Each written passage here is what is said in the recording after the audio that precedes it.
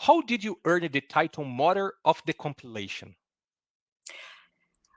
Right, that's a little bit of a story that has been going on like for 30 years to be able to get there. 30 years ago, I did my PhD in the area of decompilation. And at the time, no one was working in this area, right? It was really hard even to publish the papers and be able to complete the PhD. But then once I completed, I made available my thesis and my papers online. The internet was something new back then, if you can imagine. And so there were people in academia worldwide who were able to get access like to the papers, the reading and asking questions and so on.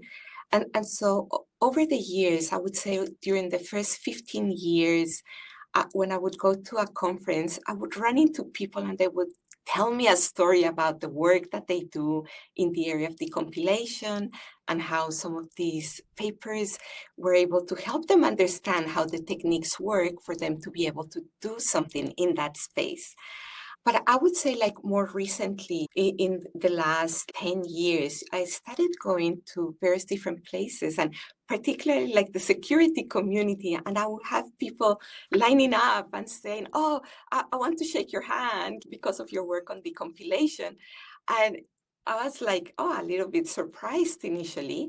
And then I started meeting people from academia who would say, hey, I'm working in this area of security and I do a lot of security assessments. And when I started doing like my PhD, or even if it was not a PhD, like in several industrial groups, they were telling me that the first thing that they tell them to read is the whole of my decompilation thesis. I was like, oh, wow, that's amazing, right? And then in the past 5 years, once the NSA released like the GitRat decompiler as open source, then there was like more and more like discussion as to where did a lot of these techniques come from and so on.